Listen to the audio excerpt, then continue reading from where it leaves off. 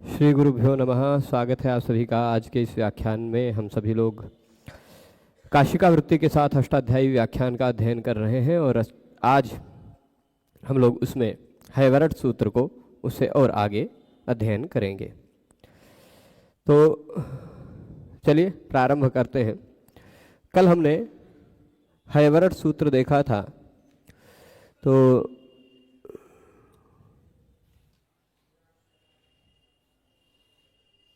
ठीक है। तो अब मैं बता रहा था कि हैवरट सूत्र में कल हमने कुछ बातें जानी थी कि हैवरट में र का प्रसंग आता है कि र को पहले रख देना चाहिए, है ना। र को पहले रखना चाहिए। या के बाद आने के कारण यर और यय इन दो प्रत्याहारों में र आ जाता है, जो कि नहीं आना चाहिए। ऐसा एक बात हुई थी, जबकि उसका फिर समुचित समाधान किया गया था कि नहीं भाई, उसके बिना भी काम चल सकता है और ये परिवर्तन की आवश्यकता नहीं है, क्योंकि यदि हम परिवर्तन करने जाते हैं तो और कई जगहों पर समस्याएं आएंगी। ये बात हुई थी। अब चलिए हम लोग आगे बढ़ते हैं। यहाँ पर एक प्रश्न उठाया था, एक बात यहाँ से शुरू हुई थी। अटाम मध्य, यहाँ से आगे पढ़ना है। अटाम मध्य जिह्वामूलीय उपध्मानीय और विसर्जनीय जिह्वामूलीय उपध्मानीयानामप्यपि नामपि उपदेशः, ये बात आई थी कि भाई जो हम लोग अट प्रत्याहार देखते हैं, अट प्रत्याहार है एक। अट प्रत्याहार का तात्पर्य क्या होता है? अ ई उ ऋ ए ओ ऐ औ ह य व र, ये इतना है अट, है ना। ऐ उण ऋ एवं ऐ हैवरट तक अट बन जाएगा। ऐ उण के अ से शुरू करके हैवरट के टा तक। तो यह जो हमने अट प्रत्याहार बनाया है, इस अट प्रत्याहार में क्यों ना हम लोग ऐसा मान लें कि अट प्रत्याहार के मध्य में ही विसर्जनीय जिह्वामूलीय उपध्मानीय इन तीनों को भी ग्रहण कर लें। देखिए, मूल रूप से खाली इतना ही कह लें कि अट प्रत्याहार में विसर्ग का ही ग्रहण कर लें, ठीक है। क्योंकि विसर्ग जो है विसर्जनीय, वही जिह्वामूलीय बन जाता है, वही उपध्मानीय बन जाता है। तो विसर्ग जो है, उस विसर्ग का ग्रहण करना है हमें अट प्रत्याहार के अंतर्गत। जिह्वामूलीय का भी ग्रहण करना है अट प्रत्याहार के अंतर्गत, और उपध्मानीय का भी ग्रहण करना है अट प्रत्याहार के अंतर्गत, ठीक है। तो होगा क्या? अब होगा ये कि अटाम मध्य विसर्जनीय जिह्वामूलीय उपध्मानीयानामपि उपदेशः। अट के मध्य में विसर्जनीय जिह्वामूलीय और उपध्मानीय इन सब का भी उपदेश हो जाना चाहिए। क्यों? क्योंकि किम प्रयोजनम, प्रश्न पूछ रहे हैं क्या प्रयोजन है। तो उदाहरण दे रहे हैं, उरह केण उरह केण उरहपेण उरहपेण। यहाँ पर अडव्यवायेपि अडव्यवायेपि इति णत्वम यथा स्यादिति। बात समझने वाली ये है कि एक सामान्य नियम है। सामान्य नियम क्या है? नियम मैं समझाता हूँ, पहले इस बात को यहाँ देख लीजिए कि यह है उरह केण, है मूलतः केन, ठीक। सामान्य बात यह होती है कि र के बाद उसी शब्द में कहीं न अथवा र के बाद कहीं भी उसी शब्द में न आता हो तो उस न के जगह पे ण हो जाता है, ठीक है। र के बाद शब्द में कहीं भी न आता हो तो उस न के स्थान पर ण हो जाता है। शर्त यह है, बात यह है कि इस र यानी रेफ और इस न के बीच में जो वर्ण हो, इस र और न के बीच में जो वर्ण हो वह इस लिस्ट में से कोई होना चाहिए। क्या होना चाहिए? अट, फिर उसके बाद कवर्ग, और एक और नीचे लिख देते हैं पवर्ग, फिर एक है आंग, आंग उपसर्ग, और एक है नुम। इनमें से कोई होना चाहिए। अट, कवर्ग, पवर्ग, आंग, नुम। तो बीच में आने वाले वर्ण यदि इन पांचों की लिस्ट में से कोई हो या सभी हो, कोई हो या सभी हो, इन पांचों में से, तो र के बाद आने वाले न कोणा हो जाता है। ठीक है, अब हम देखेंगे र के बाद आ रहा है जो अह विसर्ग। अ तो मान, यदि अ होता तो अ मान लेंगे कि अट में आ जाता है, पर ये जो विसर्ग दिखाई पड़ रहा है, विसर्ग जो दिखाई पड़ रहा है, यह ना तो अट है, ना तो कवर्ग है, ना तो पवर्ग है, ना तो आंग है, ना तो नुम है ना विसर्ग। तो इस ना कोणा नहीं हो पाएगा। क तो मान लीजिए कवर्ग में है, ए मान लीजिए अट में है ना। क और ए का भी व्यवधान है, वह अट और कवर्ग में आ जाएगा। पर विसर्ग ना तो इस पांचों की लिस्ट में से कोई नहीं है, इसलिए कह दिया कि जिह्वा इसका, और ये ऐसे का और ख के से पहले ऐसे आधा चिन्ह आता है उसको जिह्वा मूलीय कहा जाता है। प और फ से ऐसा चिन्ह आ जाए पहले उसको उपधमानीय कहा जाता है। तो जिह्वा मूलीय और उपधमानीय इन तीनों को भी हम लोग क्या मान लेंगे, अट के अंदर मान लेंगे। तो देख लीजिए, ये अ अट, ये भी अट, ये कवर्ग, ये अट, इन सब का व्यवधान आने के कारण न की जगह पे हम लोग अणा कर पाएंगे। अब ये ध्यान दीजिएगा, ये चार उदाहरण जो दे रहे हैं, उरह केण, यह जिह्वा मूलीय है। ये जो जिह्वा मूलीय आपको दिखाई पड़ रहा है, यदि हम इसको अट के अंतर्गत नहीं मानेंगे तो नाकोणा नहीं कर पाएंगे। ठीक, यहां भी विसर्ग को यदि हम अट के अंतर्गत नहीं मानेंगे तो नाकोणा नहीं कर पाएंगे।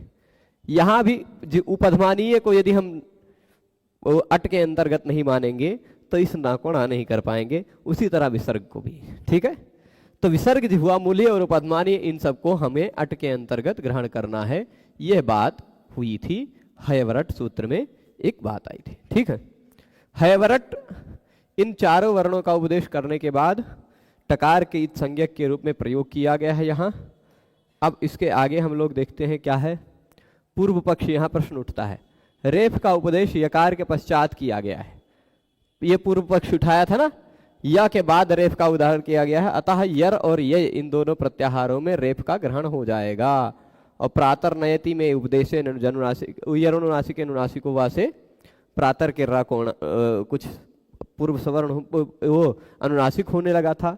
मध्य ह्रद, यहाँ ह्रद होना चाहिए, र वहाँ क्या कहते हैं, हकार से पर यर वर्ण र को दीर्घ होने लग जाता, द्वित होने लग जाता अचोराभ्यम द्वे से, और वनम रथेन में पर सवर्ण होने लग जाता। परंतु यह कोई दोष नहीं है, यहाँ कोई दोष नहीं होता, क्योंकि प्रातर नयति में, ये बात पूरी मैं समझा चुका हूँ, यही वही हिंदी लिखी है। प्रातर नयति में अनुनासिक जो र है, र के स्थान पर उसका कोई सवर्ण वर्ण मिलता ही नहीं है, अनुनासिक। ठीक है, अब प्रश्न रि रश के बाद न हो गुरुजी, बिल्कुल सही है। देखिए, जो भी लोग यहाँ आज देख रहे हैं, आग्रह यह है, बहुत ज्यादा भाग नहीं बीता है, ये 7वां भाग है। इससे पहले 5-6 भाग बीते हैं, आप उसको रिवाइज करके देख लें तो ज्यादा अच्छे से समझ में आएगा। अभी वृद्धिराजित से जब हम लोग शुरू करेंगे, ये 14 सूत्रों को समझने के बाद, ये बीज हैं, इनको थोड़ा सा हो सकता उतने अच्छे से आप ना समझ पाए, पर वृद्धिराजित से जब हम लोग शुरू करेंगे तो और अच्छे से विषय खुलता जाएगा। ठीक है, तो अब ये बातें बताई जा चुकी हैं संस्कृत का पढ़ते हुए ही। अब हम लोग सीधे आ जाते हैं लण सूत्र में। ठीक है, लण छोटा सा सूत्र है, 1.5 अक्षर का। ठीक, निमित्त में यदि कोई व्यक्ति शुल्क भेजना चाहता है तो किसी ग्रुप के चक्कर में न पड़े, वीडियोज के डिस्क्रिप्शन में, ये का मतलब भाई, हाँ ठीक है। तो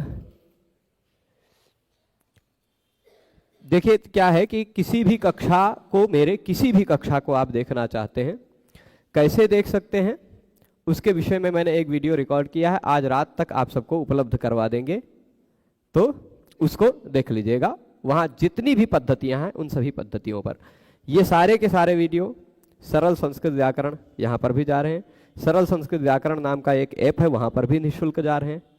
गुरुजी के चैनल पर जाएंगे ही, संस्कृत गंगा पर भी अपलोड हो गए हैं, 2 वीडियो पब्लिक हो गए होंगे। तो सभी जगह जहां भी है, और आप लोग अपने चैनल पर भी डालना चाहते हैं तो आप लोग डाल सकते हैं, निःशुल्क है। आज से इस चैनल पर एड भी बंद हो गया है, कोई भी एड नहीं आएगा। ठीक है, बंद हो गया है पहले ही, ये बता दिया खाली। अब चलिए लण सूत्र को हम पढ़ते हैं। लण सूत्र में केवल एक ही वर्ण है ल। ठीक है, केवल एक वर्ण है, क्या, ला। इसीलिए कह रहे हैं ल इत्येकम वर्णम उपदिश्य, ल इस एक वर्ण का उपदेश किया गया। कितने वर्ण का, ल का। आप कहेंगे खाली ल का ही उपदेश हुआ है अभी तक? नहीं, अ इ उ ऋ लृ ए ओ ऐ औ ह य व र इतने का भी उपदेश हो गया है।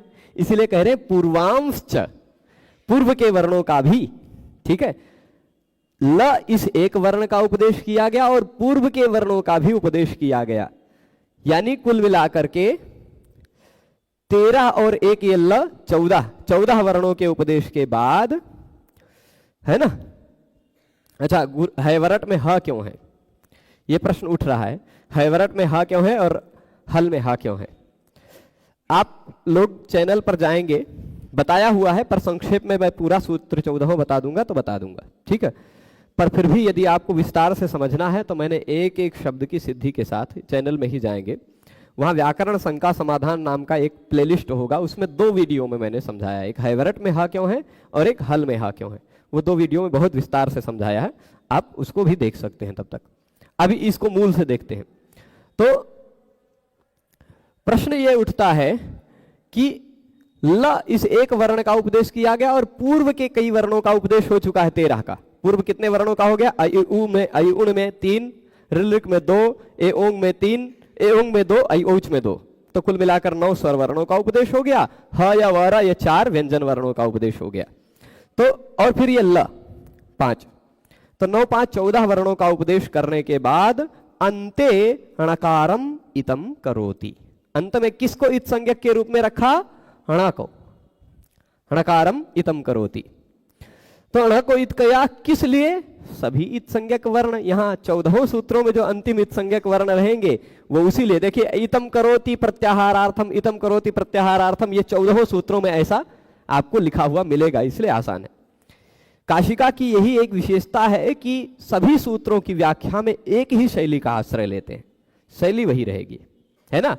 कितने वर्णों का देखिए, पूर्वांश पूर्वांश वर्णों उपदिश्य, वर्णान वर्णान उपदिश्य, यही सारी बातें आती है ना। तो इत संज्ञक करते हैं किस लिए? प्रत्याहार बनाने के लिए। किमर्थम? प्रत्याहारार्थम। प्रत्याहार का तात्पर्य क्या होता है? बहुत संक्षेप करके वर्णों को कह देना। जैसे DR कह देने से डॉक्टर पता चल जाता है, वैसे अट कह देने से अयु ऋ एओ अयो हयावरा पता चल जाता है ना। तो वैसे अब उस ण को इत संज्ञक कर रहे हैं, उसका ग्रहण होता है 3 वर्णों के साथ। ण का ग्रहण 3 वर्णों के साथ भगवान पाणिनि ने अपने सूत्रों में किया है। यद्यपि आप 14 वर्ण इससे ण से पहले कहे गए हैं, ण से पहले कितने वर्ण कहे गए हैं? 14। उन 14 में से 11 12 के साथ मिलाकर के बना ही सकते हैं प्रत्याहार कम से कम, लेकिन फिर भी भगवान पाणिनि ने अपने सूत्रों में केवल एक जगह यहां, एक जगह यहां और एक जगह यहां इण को इस सूत्र में इण प्रत्याहार बनाया है ना। वहां ई के साथ ग्रहण किया ण का, अनुदित सवर्ण से चा प्रत्यय इस सूत्र में अ के साथ ण का ग्रहण किया। प्रश्न उठेगा, अब लण सूत्र पढ़ रहे हैं तो यहां प्रश्न उठेगा कि उण में एक बार ण बता दिया तो लण में दोबारा ण क्यों बताया? क्योंकि उण में भी देखिए एक है, यहां मैं लिख रहा हूं, ध्यान दीजिएगा, ये अ ई उ ण। अब अण बताएंगे तो हमें कैसे पता चलेगा कि इस अण को इस ण तक ले जाना है कि इस वाले ण तक ले जाना है? कैसे पता चलेगा? प्रश्न उठेगा कि नहीं कि हमें अण कह देने से हमें इस उण के इसी ण पे रोक देना है कि आगे रे रे ए ओ फिर आई औ और फिर उसके बाद ह य व र और फिर ल, इतने वर्णों को गिनना है कि खाली अ ई उ को गिनना है? ये प्रश्न उठेगा कि नहीं? मतलब अंतिम वर्णों को छोड़ देते हैं सब जगह। हमें ये अ ई उ को ही केवल गिनना है कि पूरे को गिनना है? या अण में संदेह होगा कि नहीं? इण भी हमने कह दिया तो संदेह होगा ही। इण कहने पे भी हमारे मन में संदेह होगा कि इण इस पहले वाले ण पे रोके कि बाद वाले ण पर रोके, पर संदेह होगा ना। तो उसका निर्णय क्या है? उसके निर्णय के लिए एक बात ये ध्यान रखिएगा, यह सूत्र हमने लघु सिद्धांत कौमुदी में भी बताते समय बताया था, अत्रैवाण परेण णकारेण। केवल यही एकमात्र सूत्र पाणिनि भगवान ने बनाया है जहां वो उन्होंने अण कहा है और उस अण को बाद वाले अणा तक ले जाना है। बाकी कहीं भी उरण रपरहा है ना, अणो प्रगृह्यस्य अनुनासिक, ये वाला जो सूत्र है, जहां कहीं भी और कहीं भी जहां अण कहा है वहां अण का मतलब अ ई उ लेना है। इस सूत्र में जो अण कहा है उसका मतलब अ ई उ ऋ ऋ ए ओ ऐ औ ह य व र ल यहां तक लेना है। ठीक, तो अनुदित सवर्ण से चा प्रत्यय इस सूत्र में अ के साथ ग्रहण किया, इति अकारेण इत्यकारेण।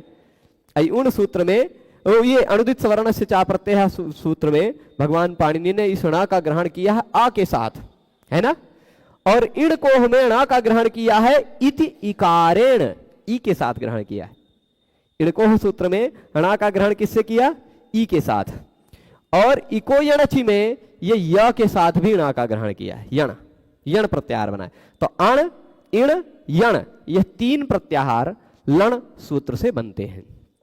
ठीक है, तीन ही प्रत्याहार बने ना लण सूत्र से, है और विषय, पर फिर भी आण और इण ये दोनों में भाई हमें यण में कोई आपत्ति नहीं है, यण में यवरल आ गया, पर अण और इण में आपत्ति होगी, समस्या होगी।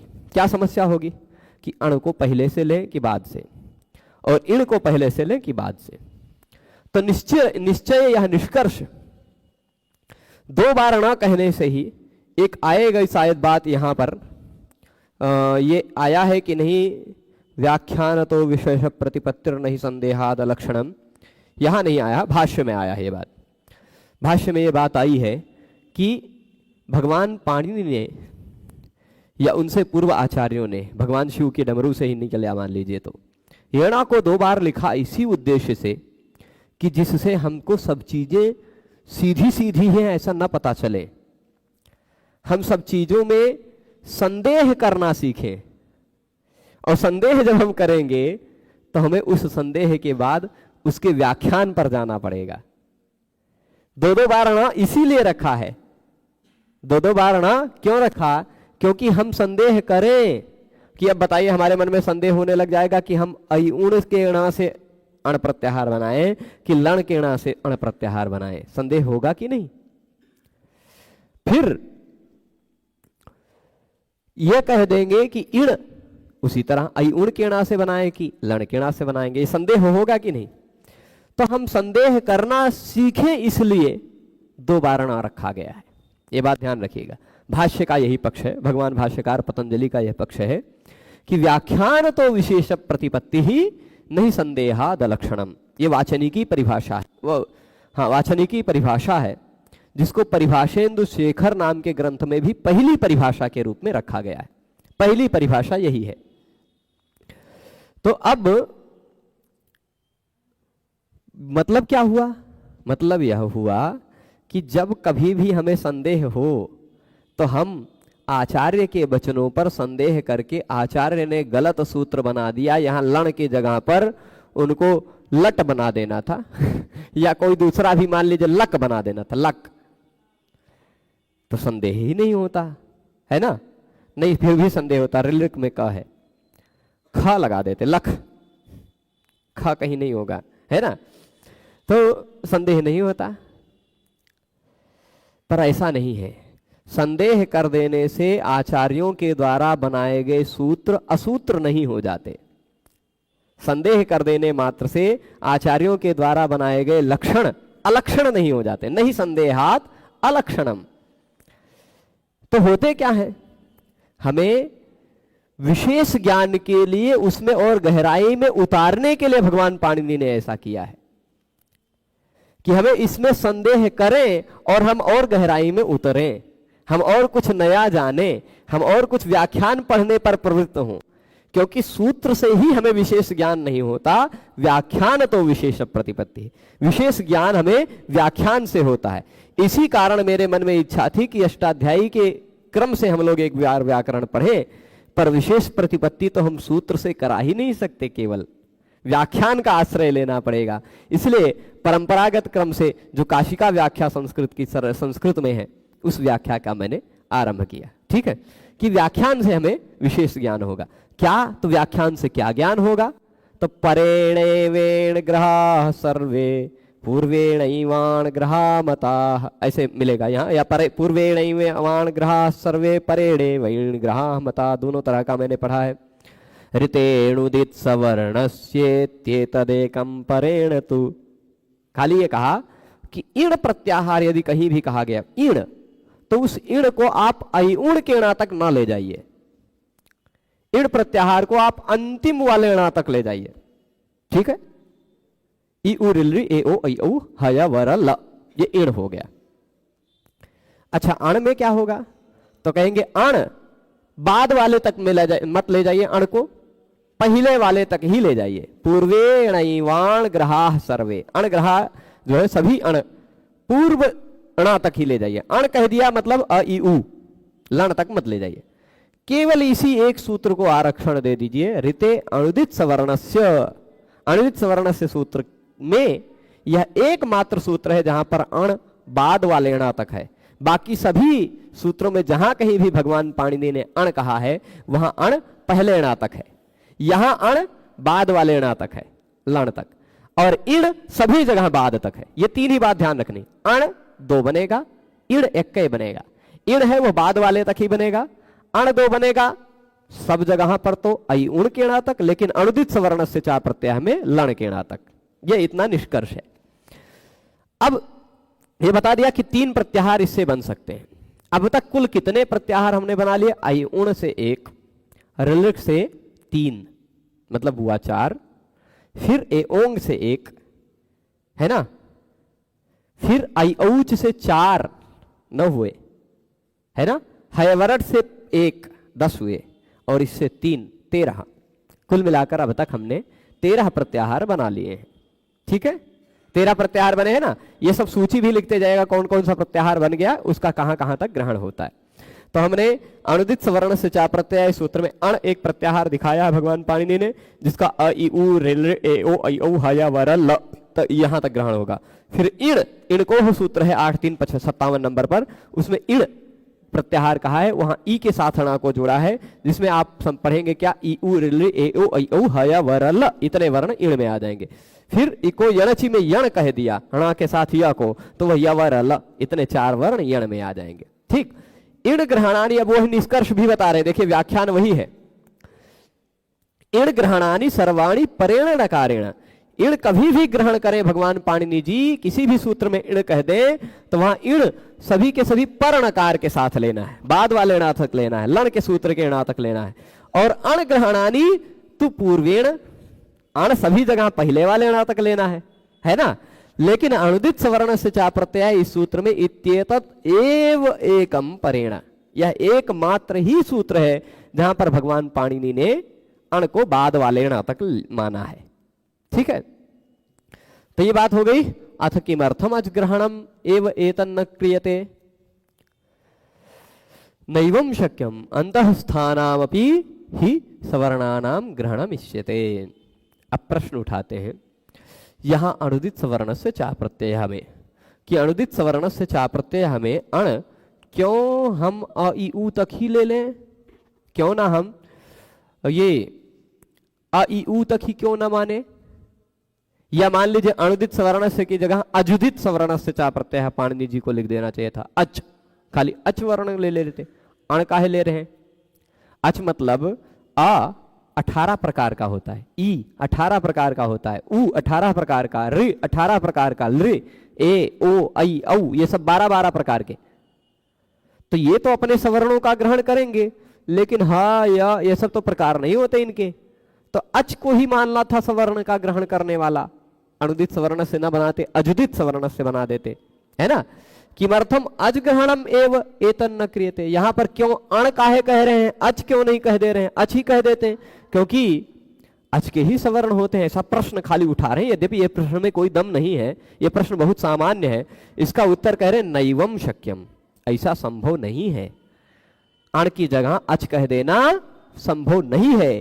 क्यों? क्योंकि अंतस्थ वर्णों में भी कुछ वर्णों के सवर्ण होते हैं, या, व और ल, ये 3 वर्ण ऐसे हैं जो 2-2 प्रकार के होते हैं, है ना। तो अब हम जब तक अण नहीं कहेंगे लण का, तब तक ल कहां से आएगा? जब तक हम अण नहीं कहेंगे तब तक लण सूत्र के ल कहां से आ पाएगा? ल अपने सवर्ण का ग्रहण कैसे कर पाएगा? विद्वान लिखती ये जब बनाने लग जाएंगे तो ल सवर्ण ल आएगा अनुनासिक वाला, वो कैसे आ पाएगा, है ना? तो इसीलिए ये देखिए उदाहरण दे रहे, संयंता, यह जो है ना, देखिए मैं तीनों का तोड़ कर बता रहा हूं, इन तीनों को तोड़ करके समझा रहा हूं प्रक्रिया। संयंता, संवत्सरा, संयनलोकम, ठीक है। ये तीनों यहां तक देखिएगा, ये मैं तीनों यहां लिख रहा हूं। एक है संयंता, ऐसा है, ठीक है। सम उपसर्ग है, यम धातु, यमु प्रमेय धातु से त्रिच प्रत्यय लगकर यंता बना है, ठीक है। अब सम उपसर्ग में मां के जगह पे अनुस्वार तो हो गया, पर अनुस्वार से यही पर सवर्ण है। अनुस्वार के बाद यय आता हो, यय, यय मतलब यवरला यमगणना झभगढ़ झभगढ़ खप छठ चट कप, ये यय है। ये यय अनुस्वार के बाद यय आता हो तो अनुस्वार के स्थान पर इस पर वर्ण का कोनो सवर्ण आ जाता है। अब अगर अण अपने सवर्ण का ग्रहण नहीं करता, खाली अच ही अपने सवर्ण का ग्रहण करता, तो या का सवर्ण इस मां के जगह पे कैसे आ पाता, इस अनुस्वार के जगह पे कैसे आ पाता? इसलिए या भी अपने सवर्ण का ग्रहण कर सके, इसलिए यहां अण कहा गया है, ठीक है। तो ये या का एक सवर्ण, या दो प्रकार का होता है, एक ऐसा भी या होता है और एक ऐसा भी या होता है, ठीक। वह भी इसी तरह दो होता है संस्कृत व्याकरण में, वह ऐसा एक अनुनासिक वाला, एक अननुनासिक वाला, बिना अनुनासिक। इसी तरह ल भी, अनुनासिक ल ऐसे और अननुनासिक ल ऐसा। य, व और ल, ये दोनों, ये तीनों वर्ण दो दो प्रकार के होते हैं संस्कृत व्याकरण में। तो यहां ये जो अनुस्वार है उसको पर वर्ण का सवर्ण ये य आ जाएगा, यही संयंता। देखिए कहां गया संयंता, है ना। संवत्सरा, व के ऊपर बिंदी लगी हुई है, ये दूसरा व आ जाएगा। सम धन वत्सर है तो व का पर सवर्ण व आ जाएगा, है ना। यल, यत लोकम, यत लोकम ऐसा होगा, यम लोकम, यत लोकम नहीं होगा, ऐसा है यम लोकम। यहां जो अनुस्वार है, इस अनुस्वार को परवर्ण का सवर्ण, तो इस परवर्ण ला का सवर्ण ये इसी तरह होता है, वो हो जाएगा यल्लोकम, है ना। वह पदांत से नियम से ही होगा पर चलेगा, यल्लोकम। तो अब ये तीनों बातें ध्यान रखें, यल्लोकम तल्लोकम इत्यत्र अनुस्वारस्य अनुनासिके यही परसवर्णे कृते तस्य यर ग्रहणेन ग्रहणात् द्विर्वचनम यथा स्यात् इति, है ना। तो कह रहे हैं कि यहां पर इन चारों उदाहरणों में संयंता, संवत्सरा, यल्लोकम, तल्लोकम, इन सभी उदाहरणों में अनुस्वार जो दिखाई पड़ रहा है ना आपको, अनुस्वार मूल रूप से पहले अनुस्वार था सम यम, सम सम यम तम, ऐसा था, है ना। ये चारों जो अनुस्वार थे वह अनुस्वार को अनुनासिक किया, है ना, अनुनासिक किया कब? यय पर सवर्ण करने, यय तुरंत बाद में था इसलिए अनुनासिक पर सवर्ण किया, है ना। तो तस्य यर ग्रहणेन ग्रहणात्, यर के ग्रहण से उसका भी ग्रहण होगा, है ना, यर के ग्रहण से उसका भी ग्रहण होगा। और इसलिए जब वह न के जगह पे, अनुसार के जगह पे वो हो जाएगा तो द्विर्वचन दो दो बार कहा जा सकेगा। द्विर्वचन यानी दो दो बार उसको कहा जा सकेगा, यह डबल हो गया, वह डबल हो गया, ल डबल हो गया, ल डबल हो गया, दुर्वचन यथा स्यात् इति। अब जो बात लघु सिद्धांत कौमुदी में कही गई है वो बात यहां भी आ रही है। हैवरट सूत्र में कुछ बात थी, हकारादिश्वकार उच्चारणार्थ नानुबंध, ठीक है। हकारादिश्वकार उच्चारणार्थ, खाली इतनी बात लघु सिद्धांत कौमुदी में थी। नानुबंध यहां एक अतिरिक्त जोड़ी गई है जो समझने में और स्पष्टता बताने के लिए है। हकारादिश्वकार उच्चारणार्थ कहना यह चाहता है ये वचन कि आप देखिए, ये है अभी तक आपने पढ़ा ह य व र ट, ये सूत्र पढ़ा हयवरट, है ना। पर हयवरट सूत्र पढ़ते समय आप देखते होंगे ह हलंत, य व र। हयवरट में शुद्ध रूप से देखा जाए तो सूत्र जब हम पढ़ते हैं तो कुल मिलाकर के हमको 9 वर्ण दिखाई पड़ता है, पर गिनते हम 4 को ही है ना। 9 क्यों? ह अ य अ व अ र अ, 8 हो गए। ट, 9 वर्ण कुल दिखाई पड़ते हैं, पर 9 में से हम गिनते हैं ह य व र और फिर ट को गिनते नहीं, इत संज्ञक है वो तो, ठीक है, तो 4 ही गिनते हैं। तो इन सब में आ की क्या जरूरत भाई? हयवरट सूत्र में इतने बार अ क्यों कह रहे हैं? जब अयुण में भगवान पाणिनि पहले ही अ कह चुके हैं, तो इस हयवरट में यहां देखिएगा, यहां हयवरट में फिर से ह के बाद अ क्यों कह रहे हैं, य के बाद अ क्यों कह रहे हैं, व के बाद अ क्यों कह रहे हैं, र के बाद अ क्यों कह रहे हैं? क्या जरूरत है, क्या आवश्यकता है? प्रश्न उठता है कि नहीं? तो उसका उत्तर दे रहे हैं, ह इत्यादि में जो अ दिखाई पड़ रहा है, हकारादिश्वकार, हकार इत्यादि में जो आकार दिखाई पड़ रहा वो उच्चारण मात्र के लिए है। क्योंकि यदि ह इत्यादि के बीच में आ नहीं जोड़ा जाएगा, यदि ह इत्यादि के बीच में आ नहीं जोड़ा जाता तो ह ऐसे रहता पहले आधा, उसमें य जुड़ता वो भी आधा, उसमें व जुड़ता वो भी आधा, उसमें र जुड़ता आ वो भी आधा, और फिर उसके बाद ट जोड़ते। कैसे लिखते, क्या बोल पाते आप बताइए? तो हम उसको साफ साफ बोल सकें, उच्चारण कर सकें, इसलिए उसमें बीच में अ जोड़ दिया गया है। ह य व र ट, है ना, हयवरट ऐसा कर दिया गया। तो ह इत्यादियों में जो अ जोड़ा गया है वह उच्चारण की सुगमता के लिए किया गया है, वह अनुबंध नहीं। ऐसा मत समझिएगा कि उसमें अ की इत संज्ञा कर लेंगे, अ की इत संज्ञा कर लेंगे। अनुबंध मतलब, अनुबंध किसे कहते हैं? इत संज्ञकत्वम, इत संज्ञा योग्यत्वम व अनुबंधत्वम। जो इत संज्ञक हो या जिसकी इत संज्ञा हो सके, जो इत संज्ञक हो उसको अनुबंध कहते हैं, या जिसकी इत संज्ञा हो सकती है उसको अनुबंध कहते हैं। भाव यही है, एक ही है। तो ये जो है ह अ इत्यादि में जो अ है वह अनुबंध नहीं है। ऐसा नहीं है कि हम उसको उपदेश जनुनासिक इत से इत संज्ञा करेंगे, नहीं, वह केवल उच्चारण के लिए है, उनको गिनना नहीं है। अलग अगर हम गिनने लगेंगे वर्णों को तो आधा ही गिनेंगे, य आधा ही गिनेंगे, वो आधा ही गिनेंगे, आ के साथ नहीं गिनना है, ठीक है, वर्णों को। नहीं तो फिर हम कहेंगे हल वर्णों में, व्यंजनों में अ भी आ जाएगा। फिर तो जब हम हल गिनेंगे, हयवरट के ह से लेके हल के लहा तक, ल तक हल प्रत्याहार गिनेंगे तो उसमें तो अ भी आ जाएगा, आ भी व्यंजन होने लग जाएगा, है ना। आ भी व्यंजन होने लग जाएगा कि नहीं? व्यंजन हो जाएगा। तो इस कारण बहुत समस्या आएगी, बहुत सारी समस्या आएगी। समस्या क्या आएगी? ऐसे दंड, कल्पना में अभी तुरंत उदाहरण आ गया, हस्त, ये है, दंड में अ है, हस्त में ह है ना। दंड में अ है, हस्त में ह है, तो अ और ह एक दृष्टि से सवर्ण होने लग जाते। काहे?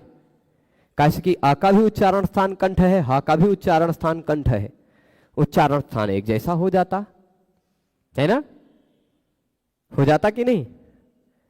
और एक पास पास कहे गए हैं, तो ये अ ये ह इन दोनों में सवर्ण होने के कारण अका सवर्ण दीर्घा से दीर्घ होने लग जाता, दंडास्ता करने लग जाते आप। आ का सवर्ण हा का सवर्ण आ, ये सब होने लग जाता। बहुत सारी और भी कई जगहों पर समस्याओं की कल्पना की जा सकती है। तो कहे कि हकार इत्यादि में जो आ है वह उच्चारण मात्र के लिए है, वह अनुबंध नहीं है, यानी वह इत्संज्ञक नहीं है। ये बात हो गई। अब आगे कह रहे लकारे तु अनुनासिकः प्रतिज्ञायते।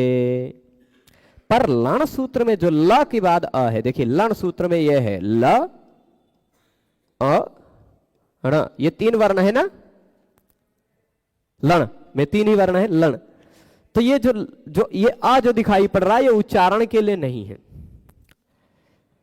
उच्चारण के लिए भी है ऐसा भी मान सकते हैं, पर इस ल के बाद जो आ है वह अनुनासिक है ऐसा प्रतिज्ञायते, ये अनुनासिक है ऐसे हम प्रतिज्ञा कर लेते हैं, मान लेते हैं कि यह अ अनुनासिक है। ठीक, अब जो अ अनुनासिक होगा वह उपदेशे जनुनासिक इत से उसकी इत संज्ञा होगी, वह इत कहलाएगा। ठीक है, तो कुल मिलाकर के अभी तक जो हमने 5 एक 6 सूत्र पढ़े, उन 6 सूत्रों में 6 इत्संज्ञक वर्ण भी पढ़े। ऐ उण में ण, ऋलक में क, ए ओंग में ग, ऐ औच में च, हयवरट में ट, लण में ळ, पर एक 7वां एक्स्ट्रा देख लीजिए अ, ये अ भी इत्संज्ञक है। वही बात कही थी लण मध्य त्वित संज्ञकः, लघु सिद्धांत कौमुदी में कही गई थी। हकारादिश्वकार उच्चारणार्थ लण मध्य त्वित संज्ञकः, वह लण मध्य त्वित संज्ञकः जो वहां कही थी वही बात यह कह रहे। ल में जो आ है वह अनुनासिक है, ऐसी प्रतिज्ञा की जाती है, ऐसा मान लिया जाता है। और प्रतिज्ञा अनुनासिक क्या है, पाणिनीय यहाँ एक परिभाषा है, उसके अनुसार पाणिनीय जो व्याकरण के अनुयायी हैं वो जहां भी स्वर वर्णों की इत संज्ञा और लोप होता हुआ दिखाई पड़ता है वहां मान लेते हैं कि यह अनुनासिक है। जहां इत संज्ञा और लोप से कोई कार्य सिद्ध होता है वहां उसको अनुनासिक प्रतिज्ञा कर लेते हैं कि यह अनुनासिक है। तो यह अनुनासिक है ऐसा कल्पना कर लेंगे, ऐसी प्रतिज्ञा कर लेंगे, ठीक है। उससे उरण रपरः इत्यत्र प्रत्याहार ग्रहणाद लपरत्वम अपि भवति। अब ये उरण रपरः वाली बात हम समझा देते हैं। उरण रपरः आज समझ लेंगे, फिर आज विषय संभवतः यह लण सूत्र का समाप्त हो जाएगा, देख लेते हैं। हाँ, तो आज इस उरण रपरः के विषय को समझ लेते हैं, फिर उसके बाद रोक दिया जाएगा या यमंगनम देख लेंगे, कोई दिक्कत नहीं, देख लेते हैं। तो उरण रपरः को हम तोड़ेंगे तो ये निकल के आता है उह अण रपरः, ठीक, उह अण रपरः उरण बन जाता है, ठीक है। जैसे मातुः अपि पितु, मातुः अपि मातुरपि बन जाता है ना। तो वैसे उह अण रपरः उरण रपरः बन जाता है। ये उह क्या है, उह क्या है ये पहले एक समझना है, फिर अण क्या है। अण तो हम समझ जाएंगे, अण मतलब अ ई उ। हमने बताया अणुदित सवर्ण से चा प्रत्यय के सिवाय कहीं भी अण दिखाई पड़े तो आप समझ लीजिए अ ई उ अण का मतलब है ना। तो उह अण मतलब अ ई उ, ये रपर होता है, ठीक। ये उह अण समझ गए। उह का मतलब क्या है, देखिए मैं उदाहरण अक्सर देता हूं, ऐसे देखिएगा, है पितृ शब्द, पितृ शब्द है, इसका पिता पितरौ पितरः पितरम पितरौ पितर पितॄन् पित्रा पितृभ्याम पितृभिः पित्रे पितृभ्याम पितृभ्यः, ऐसा रूप बनता है ना। पंचमी और षष्ठी एक वचन में रूप बनता है पितुः। पंचमी और षष्ठी में एक वचन में रूप क्या बनता है, पितुः। पितृ शब्द का क्या बन जाता है, पितुः। मैं ये समझाने के लिए ऐसा आपको बता रहा हूं। इसी तरह मातृ शब्द का बन जाता है क्या, मातुः। मातुः समस्त जगताम ऐसा करके कहते हैं, है ना। अब जरा देखिए क्या क्या होता है। मैं थोड़ा सा यहां इधर से भी पी मिटा देता हूं, पी इधर से भी मिटा देता हूं, गणित का फॉर्मूला लगाता हूं। प से प कट गया, ई से ई कट गया, है ना। और ता से ता को भी काट देते हैं, इधर भी ता काट देते हैं, इधर भी ता काट देते हैं। तो मूल रूप में बचा इधर री, इधर उह। यानी री शब्द यदि होता, पितृ शब्द ना होता, री शब्द होता तो उसका षष्ठी एक वचन में बन जाता उह, है ना। क्योंकि देखिए पितृ पितुः, मातृ मातुः, कर्तृ कर्तुः, है ना, भ्रातृ भ्रातुः, रि को उह हो जाता है। यहां भी देखिए म हटाया, इधर भी म हटाया, आ हटाया, आ हटाया, त हटाया और त को हटा लीजिए, बचेगा री का उह हो गया। ये आप समझ जाएंगे, है ना। तो ये जो आपको उरण रपरः में उह दिखाई पड़ता है वो री का षष्ठी एक वचन का रूप है। इसको हम शॉर्टकट में ऐसे कह सकते हैं कि ऋकारस्य, कार लगा दें तो हो जाएगा रि, उह का मतलब क्या हो जाएगा, ऋकारस्य, ठीक, रिवर्ण का स्थान पर, रिवर्ण। तो रि के स्थान पर जो अ ई उ होता है वह रपर होता है। रि के स्थान पर जो अ ई उ होता है वह रपर होता है। यह बात निष्कर्ष अब तक पता चली।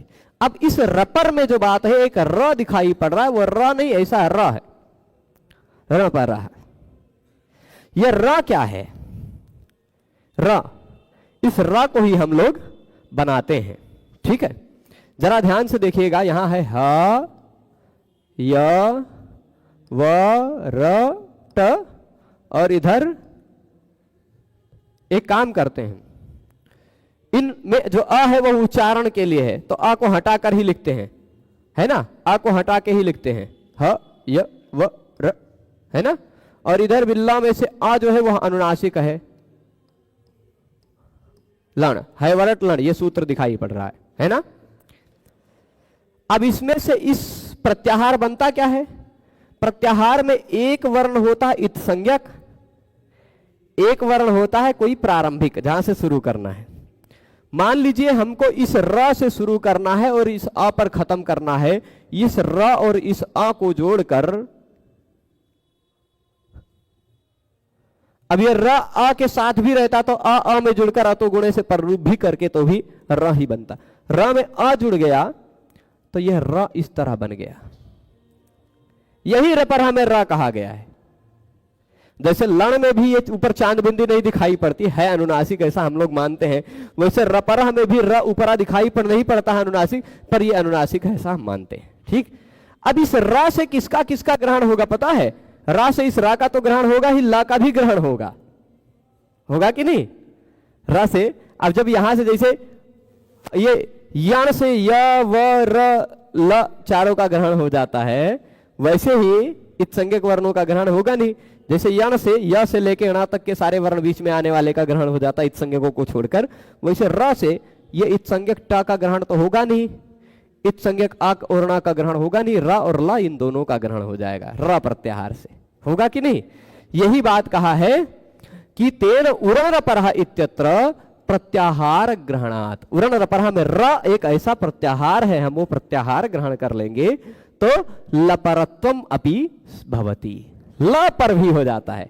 अब जैसे उदाहरण देते हैं, उदाहरण देते हैं, ऋ इति त्रिंशतः संज्ञा इत्युक्तम, ये बात कही थी, है ना, ऋ इति त्रिंशतः संज्ञा इत्युक्तम तत्स्थाने योण सरपरः सन्नेव प्रवर्तते, ये बात कही थी। देखिए ब्रह्मा है या ब्रह्म है, उसके बाद है ऋषि, ठीक। अब यहां ब्रह्म में है आ, अंतिम वर्ण यहां है रि, आ और रि जब जुड़ते हैं तो ये आ पहले का आ बाद का रि, ये दोनों वर्ण हट जाते हैं, इन दोनों वर्णों के स्थान पर गुण हो जाता है, एक पूर्व वर्यो, इस नियम के आधार पर आद गुण लगता है, तो पूर्व का वर्ण और वर का वर्ण दोनों वर्ण हट जाते हैं, इन दोनों के स्थान पर हो जाता है गुण।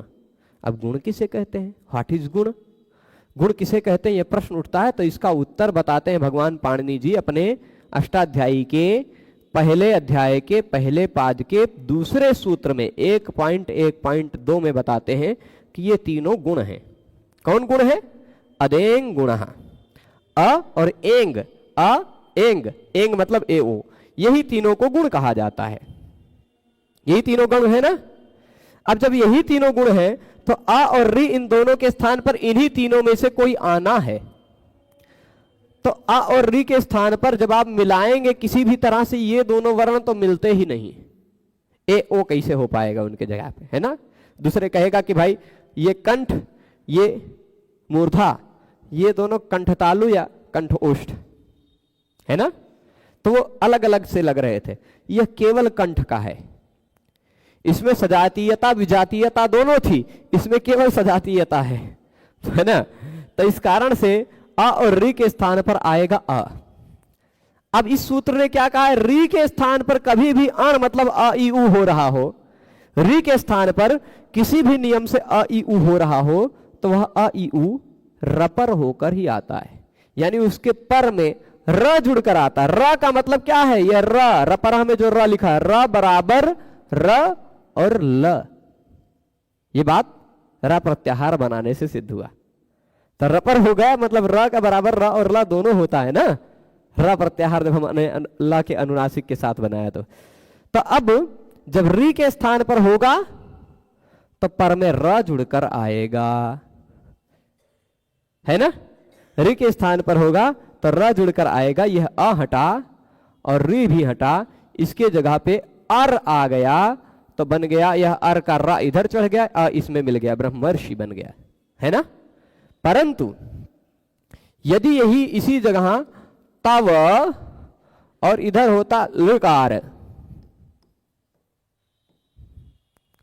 तव लकार, तो आ और लि इन दोनों के स्थान पे हो रहा है। लि जो है वह भी उह शब्द से ग्रहित हो सकता है, क्योंकि रि के 30 सवर्ण वर्ण होते हैं। रि और लि एक दूसरे के सवर्ण माने जाते हैं। रि वर्णयोर मिथा सावर्ण्यम वाच्यम, ये भगवान कात्यायन का मत है। रि और लि एक दूसरे के सवर्ण है, तो रि के स्थान पर जो काम हो सकता है वह लि के स्थान पर भी वही काम होगा। तो अ और लि इन दोनों के स्थान पर होने लगा गुण, तो गुण में से केवल अ आने लगा, लेकिन उरन रपर ने कहा कि रि या लि के स्थान पर जो आता है वह रपर होकर यानी र अथवा ल पर में होकर जुड़ता है, तो अल आ जाएगा, है ना। तो तव में अ हटा, अल जुड़ गया, यह अ इसमें जुड़कर आ पूरा हो गया, तवलकार ऐसा बन जाएगा, है ना, तवलकार। ये सब तब होगा, ये बात यहां समझ में आई होगी आपको, इस मूल वृत्ति से समझिए। ल में जो है वह जो अ है वह अनुनासिक है, ऐसी हम प्रतिज्ञा कर लेंगे। इसी कारण उरन रपरहा सूत्र में प्रत्याहार बन पाएगा। उरन रपरहा में प्रत्याहार तभी तो बन पाएगा। उरन रपरहा हालांकि हम पहले अध्याय के पहले ही पाद में पढ़ेंगे कुछ ही दिन बाद, तो फिर इसको और विस्तार से भी बताएंगे।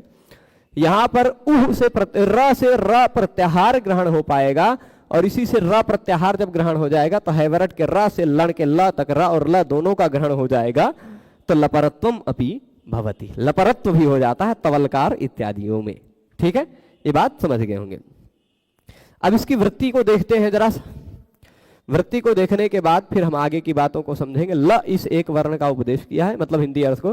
फिर प्रत्याहार के लिए अंत में इत्संग गणा का पाठ कर दिया गया। शंका यह बात होती है कि अनुदित सवर्णस्य में अच ग्रहण वाला किस लिए नहीं बनाया गया, क्यों नहीं बनाया गया, तो अंतस्थों का के सवर्णों का ग्रहण इष्ट था। संयंता, संवत्सरा, यल्लोकम इत्यादि इन उदाहरणों में हमने बताया कि सवर्ण इष्ट था। ठीक, अब नाथ झलों में सूत्र कहा गया है कि अच और हल की सवर्ण संज्ञा नहीं होती। प्रभु, अच और हल की सवर्ण संज्ञा नहीं होती, लेकिन जब अगर हम ह के बाद अ को, अच और हल में सवर्ण संज्ञा नहीं होती, लेकिन हल और हल में तो सवर्ण संज्ञा हो सकती है। हा के बाद आ रहा है, वो भी हल हो जाता ना यदि उसको गिनते तो, पर गिन नहीं रहे इसलिए कोई समस्या नहीं है। ठीक है, तो अब हकार आदि में आ जो है वह उच्चारण के लिए न कि अनुबंध है। लकार आग में अकार जो है वह अनुनासिक है, अतः उरण लपरा यहां प्रत्याहार ग्रहण से लपर भी हो सकेगा। अब हम लोग यमगणनम सूत्र में आएंगे। यमगणनम सूत्र में कुछ बातें हैं, यहां तक प्रतिपाद्य गौरवम प्रतिपत्ति गौरवम भवति इतनी ही है यमगणनम में, फिर झमय आ जाएगा। ठीक है, आज समय भी कितना हुआ, समय हो गया है, चलेगा। अब कल त्रयोदशी है, क्योंकि कल है त्रयोदशी, तो कल इस अष्टाध्यायी का व्याख्यान नहीं होगा। हम लोगों की यह मान्यता, कल त्रयोदशी नहीं, अभी बस 10-12 मिनट में त्रयोदशी शुरू हो जाएगी। सूर्य और चंद्र के बीच में 120 डिग्री के अंतर से थोड़ा सा जैसे बढ़ने लगेगा तैसे त्रयोदशी शुरू हो जाएगी। तो वो होने वाला है लगभग 14-15 मिनट बाद। तो कल भी त्रयोदशी रहेगी व्याख्यान के समय तक, इसलिए त्रयोदशी में भगवान पाणिनि जी की मृत्यु हुई थी, इसको हम लोग मानते हुए उस दिन शोक मनाते हैं, उस दिन अध्ययन नहीं करते हैं पाणिनि व्याकरण का। तो कल व्याकरण का अध्ययन नहीं होगा, उसके स्थान पर हम लोग शिशुपाल वध महाकाव्य पढ़ेंगे, और वाल्मीकि रामायण, श्रीमद् वाल्मीकि रामायण जो चलता है वो तो यथावत चलता रहेगा। तो सभी लोग व्याख्यान में जुड़े रहे, उसके लिए बहुत बहुत धन्यवाद। ये सारे की सारी कक्षाएं आपको सभी जगह उपलब्ध होंगी। ये कक्षा आपको जो अभी रिकॉर्ड भी हुई है, हो सकता है इस वीडियो में कुछ बीच में दिक्कत आई हो, तो ये वीडियो रिकॉर्डेड वीडियो प्लेलिस्ट में उपलब्ध हो जाएगी रात में 9 बजे से पहले, और संस्कृत गंगा चैनल पर भी ये धीरे धीरे क्रमशः उपलब्ध होगी। साथ ही साथ सरल संस्कृत व्याकरण ऐप पर भी उपलब्ध होगी। और एक वीडियो मैंने आज संक्षिप्त में बनाया है, वो रात में भगवान ने चाहा तो अभी एडिट करके उसको डालूंगा, रात में ही उपलब्ध हो जाएगी आपको चैनल पर, जिसमें मैं बताऊंगा कि आप कितने तरीकों का उपयोग करके ये सारी व्याख्याएं सीरियल से देख सकते हैं। ठीक है।